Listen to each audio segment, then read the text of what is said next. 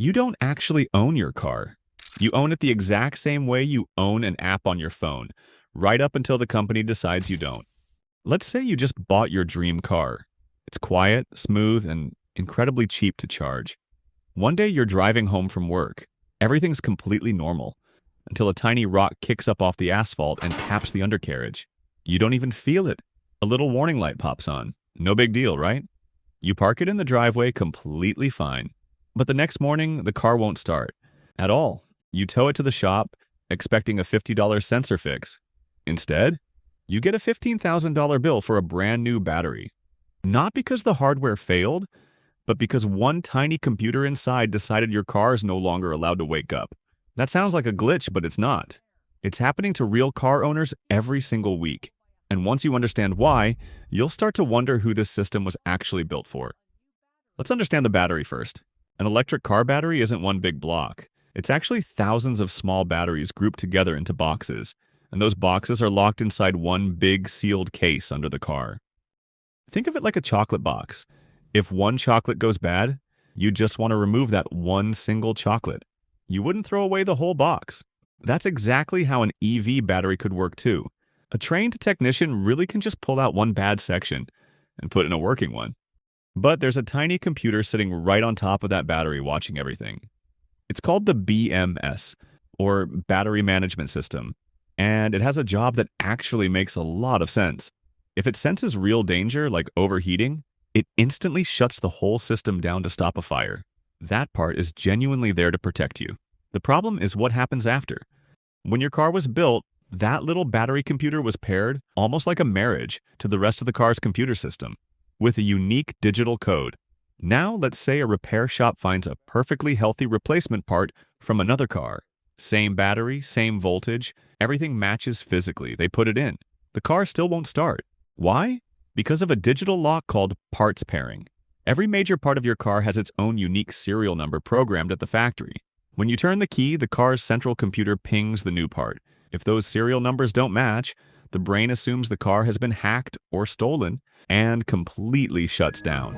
To the software, a perfectly healthy replacement part is treated like a virus and locked out of the system. To unlock it, you need special software that talks directly to the manufacturer. That software is incredibly expensive, and most small repair shops simply can't afford a subscription for every single car brand out there. So instead of a repair, you're forced to get a complete factory replacement. Or worse, the insurance company declares the entire car a total loss and writes it off. This is the exact moment your dream car turns into a $15,000 problem, all because of one tiny rock. Now, here's where the story gets interesting.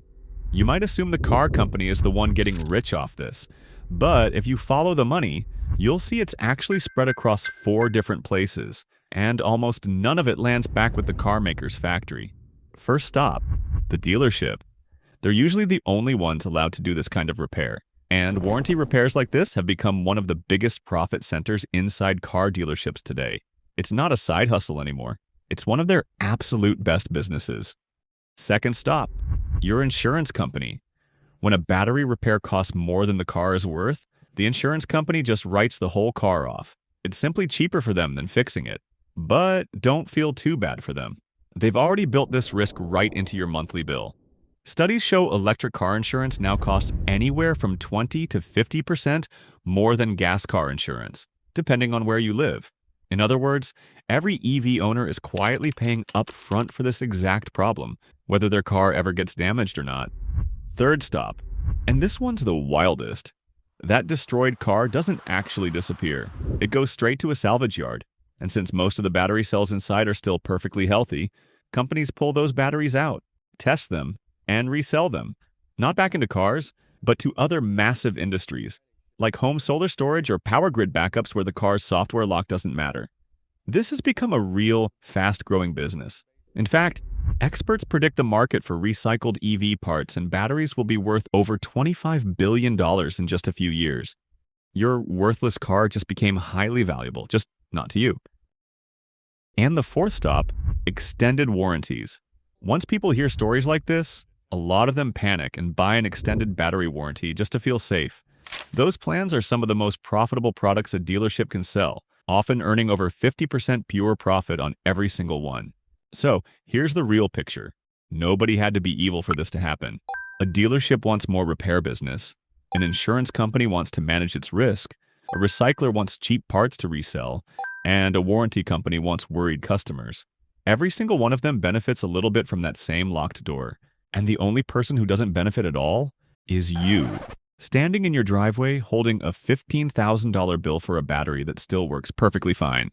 This isn't actually a new fight. The exact same thing happened with smartphones a few years ago, where companies locked batteries and screens to one specific device.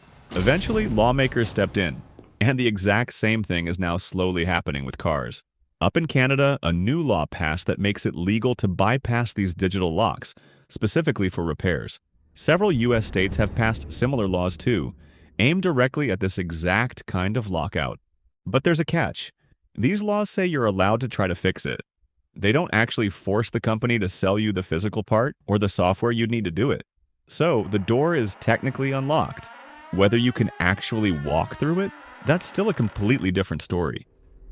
All I'm asking is, if you buy an electric car, do you actually own it? Or are you just borrowing it from a system that's quietly built to profit the exact moment something small goes wrong?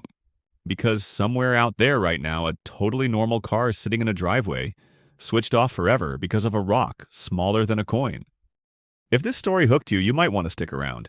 Hit subscribe, there's plenty more on the way.